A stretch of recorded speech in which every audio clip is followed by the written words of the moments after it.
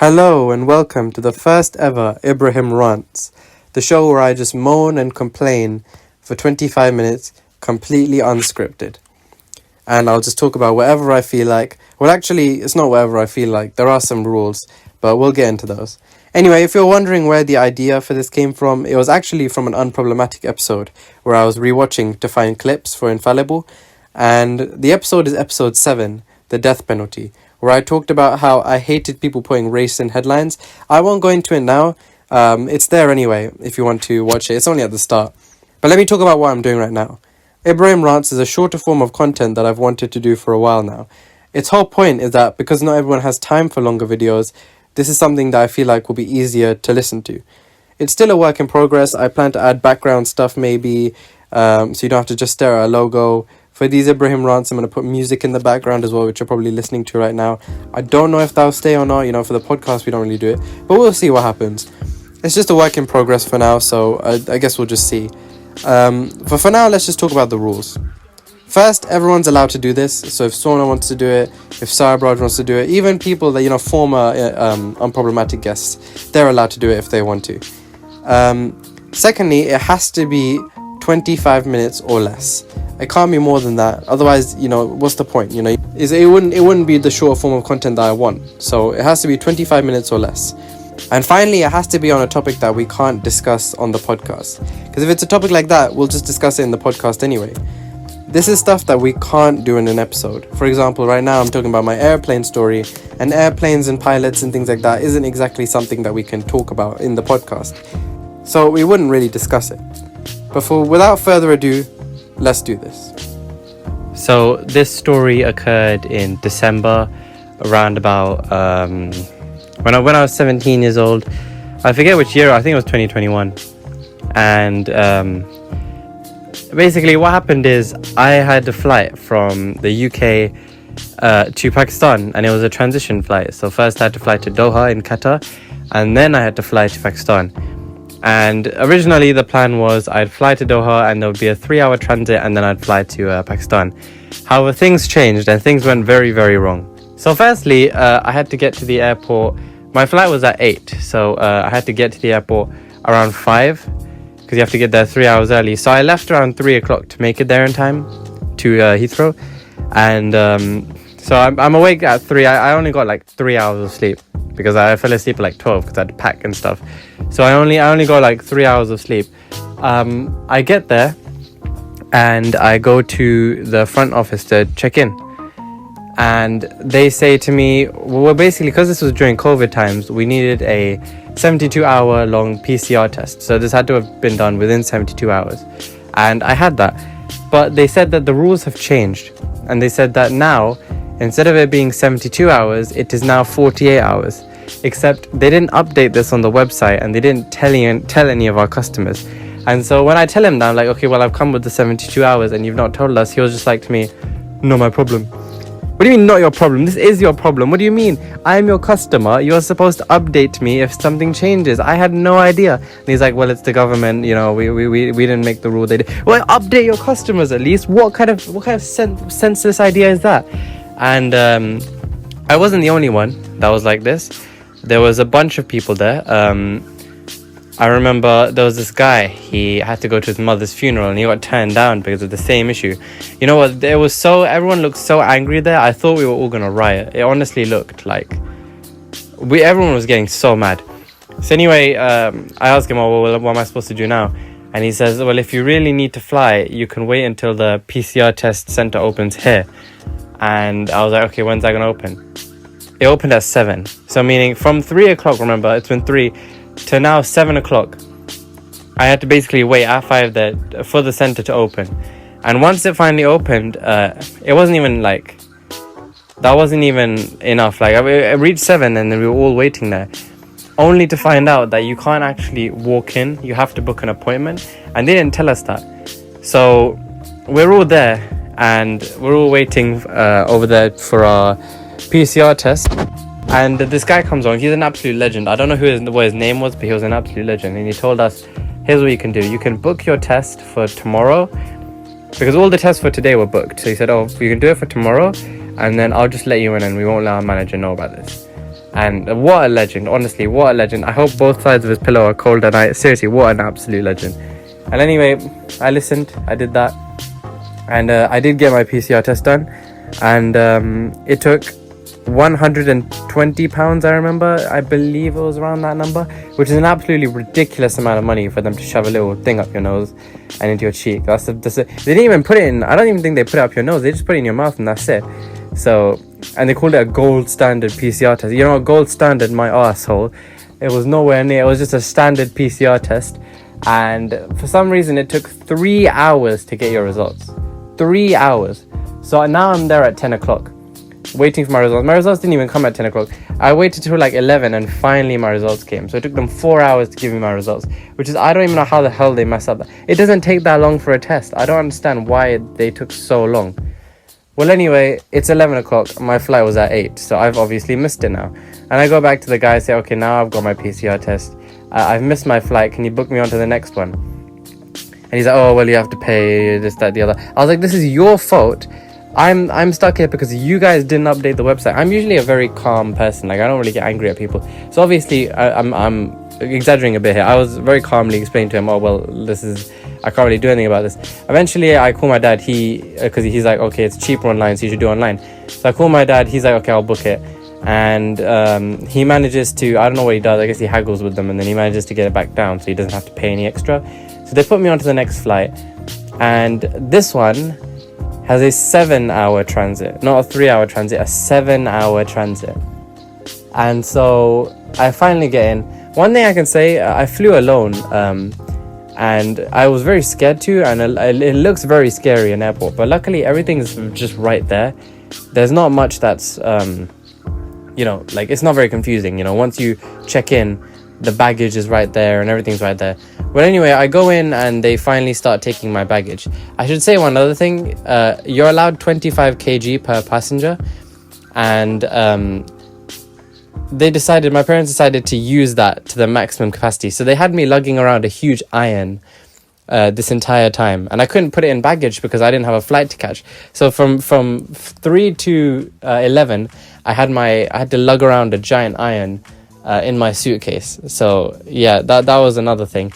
But anyway, I finally reached baggage, and I finally reached all the, they check your documents. I had everything. I had a NICOT Pakistani card. I had which is like your ID for that. Then I had my passport. I had my PCR test, my fresh new PCR test. I had my PCR test consent form, which is like another document where basically, like, they didn't even use it. I didn't even see them use it.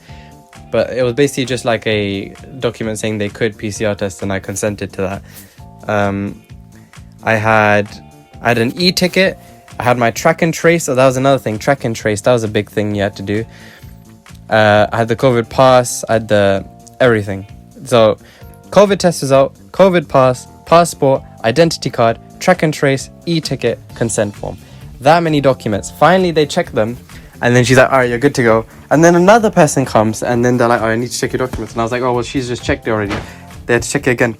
And then another person comes along. So my documents get checked 3 times just for them to verify that it's been checked, even though they saw the other people doing it. I don't know why the hell they did that. Absolute shambles. But anyway, finally I get in. Finally my baggage goes through. I don't know what I would have done if it was over the limit. Like, I probably would have snapped right there and then. Like, I don't even, oh my god, it was bad. Well, anyway, I finally get in. I reach security now. All the checks happen. That goes relatively smoothly. And one thing that surprised me is that the prices aren't as ridiculous as I was expecting them to be. I was expecting like upcharge of like 4 times on the everything. But the water bottles were cheaper than the school ones that I had. That was kind of ridiculous to me, how even an airport has cheaper water bottles than a school canteen at the time. And oh my god, it was that was a bit of a revelation. But finally I board the plane. I forget how long the flight was. I believe it was around 6 hours. Obviously at this point I'm exhausted because it's been like, the flight was at, if I remember correctly, it was around 3 o'clock, I believe. Yeah, so the flight was at 3 p.m. And then the transit, so basically I flew until 6. Now the time zones changed. I forget what exactly the time was. The PCR test was £119. I'll probably put a picture of that in the video. So anyway, I finally reached Doha, and there's a 7-hour transit, which is, whoo boy, it was bad. At first it was pretty busy, and then afterwards it got really quiet. No one was really in the airport. One thing that I've realized is, when you're there for 7 hours doing nothing, because I couldn't really use my phone either, because, you know, I needed to save my battery. So when you're stuck there for 7 hours doing nothing, the most boring, mundane things suddenly become, like, exhilarating to you. Like, I remember around hour 6, I was, you know those, like, what do you call them? Like, the little strips. Escalators that go upwards, but they go horizontally. Whatever those are, right? The horizontal escalators. The ones that make you walk a little bit faster, you have them in airports, right? I remember those were giving me adrenaline rushes. It was crazy. I was racing people, I was counting my steps, I was doing everything. I'm pretty sure I walked through the entire Doha airport like 50 times, just back and forth, because I couldn't sleep, because if I was too paranoid that if I slept I'd miss my flight, and then I'd be stuck in Doha, and then it would truly become Spider-Man No Way Home, except it would be a lot more boring, because it would just be Spider-Man stuck in airplane customs, and I'd already had a bad enough time. I didn't want it to come to that, so I couldn't sleep either. So for 7 hours I just walked around doing absolutely jack shit, and then finally it came time to board my plane. And this is actually, before I get to the boarding the plane, there was one other thing. When I left the gates at Doha at the beginning, I could have turned either left or right, and it was a 50-50. I decided to go right, and over there was something called a Burger Federation. I remember a drink, a burger and chips came to £20 over there, and the burger was okay. It was like a lamb burger. If I had taken a left instead, I would have ended up at Burger King, gotten a better burger and saved more money. So that was another thing I didn't luck out on.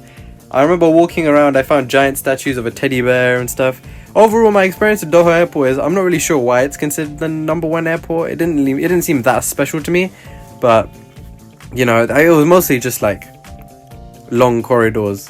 There wasn't really much there. There were, like, you know, the standard stuff. For some reason they have Apple stores there and things like that.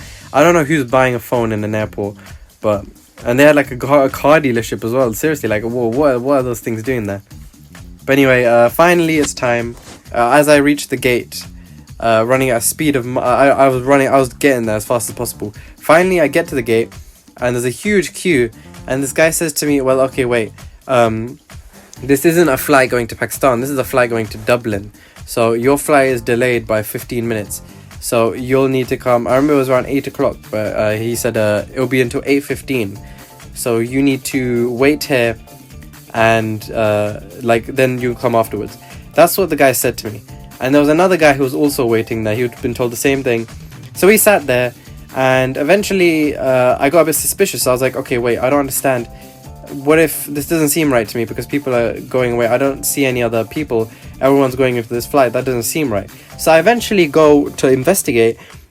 It was the final call. Like, if I hadn't gone to investigate, I would have missed the flight because of what that guy said. Now there was the other guy that didn't that was waiting with me. I should have gone back for him. I didn't.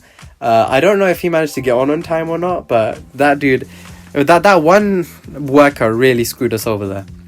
Like, I don't know how I went from negative to negative to negative. I didn't have anything go correctly in this flight. It was crazy. But anyway, finally I boarded the plane. I believe it was around a 2-hour flight, though I can't remember exactly. It might have also been 6 hours. It's hard to remember. I was so disoriented at the time. Like, my head was pounding. It'd been at least 30 hours since I'd gotten some sleep as well. Everything was miserable. Because, you know, as I say these, 7-hour transit, 3-hour. Obviously, it's more than that. That's not the exact times. I'm just rounding them down to what they're supposed to be. But, you can add on a few hours extra as well. Because, things don't go to schedule. Things go above time. It takes forever to do things. So, around 30 hours it had been when I finally landed in Pakistan. I finally got to the house at around 31 hours in. And finally I got to sleep, and it was the best sleep. Actually, it was the most restless sleep I've ever had, because you might not I'm sure we've all experienced this. When you have a restless, like, if you don't sleep for a long time, eventually it becomes really hard to go to sleep. Like, you suddenly don't feel sleepy at all and things like that. So it was hard to sleep as well. But finally I got some sleep, and it was the end. But oh my god, what an absolute horrendous experience. The entire thing told me one thing, that airplane, the whole pilot, everything system is not done correctly. There needs to be like some changes. It takes way too long to board people. I remember seeing I forget his name, something CCC Gray or something. He made a video about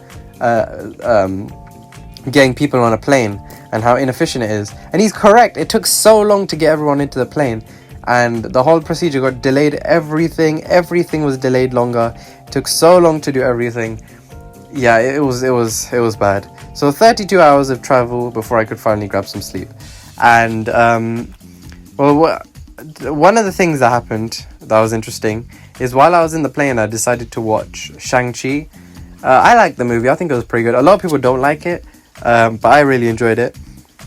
And one of the things that surprised me about it is how they censor it on Qatar Airways.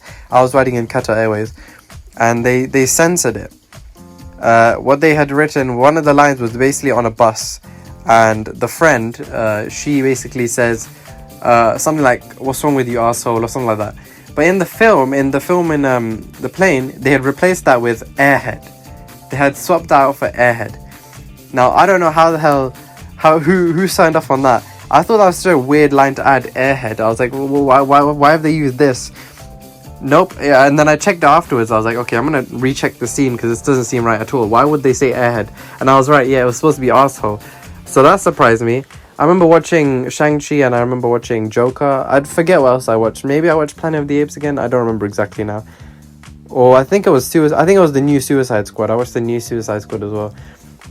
But yeah, that was my experience on Qatar Airways and my first time flying alone. Now it's time for me to rant about the airplane system. Firstly, what the actual hell is wrong with the airplane food? Seriously, who cooks that stuff? It's the most ridiculously disgusting. It's prison food, essentially. There's no way they need to make... Surely they can do better than that. I mean, I was in economy class. I've never flown business or first class ever. I've only ever been in economy because it feels like a waste of money to sit in first class ever, you know? But seriously, the food is so disgustingly horrendous. I don't know how they make it, or what they do, or where they get that from. Surely, for something like Qatar Airways, they pride themselves on being the #1 airline, surely they can do better than whatever disgusting food they serve me there. I remember they served me a lasagna, but it tasted like cardboard. And it had the consistency of cardboard as well. If I'm going on an airplane, I don't expect top tier quality food. Surely, yeah, I definitely not. But come on, man, give us something edible at least.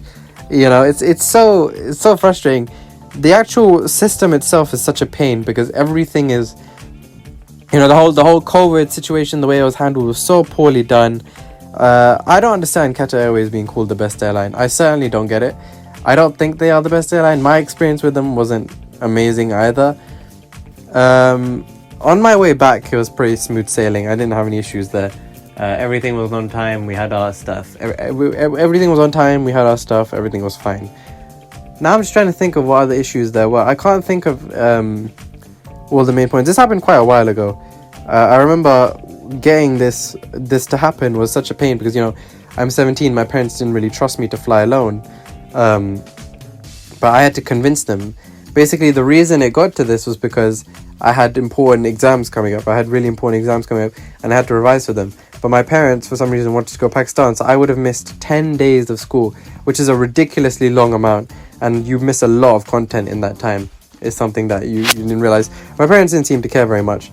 But yeah, that's why we had a huge argument over it, and I managed to negotiate it down to 5 days. And so I had to spend the week on my own. Probably the best week of my life. I really had fun on that final week. I love the peace and quiet. One of the things I did notice is at night when no one else is in the house, the smallest, tiniest noises start to get to you, like, you know, the whir of a machine downstairs. You might think, oh crap, did I turn it on by accident? Is there nothing in there? And then I ran down and checked and there was nothing there. Even there was like a little whir or something.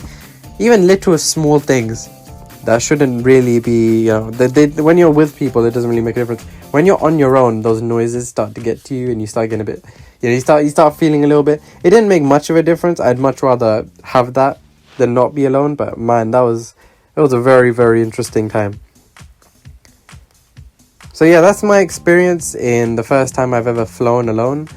Yeah, the moral of the story is, I don't even know. Don't fly during COVID times. I guess COVID's over now. It's not really a moral you can apply to your real life anymore. if we ever hit another pandemic, just skip out on flying, please. It's not worth it.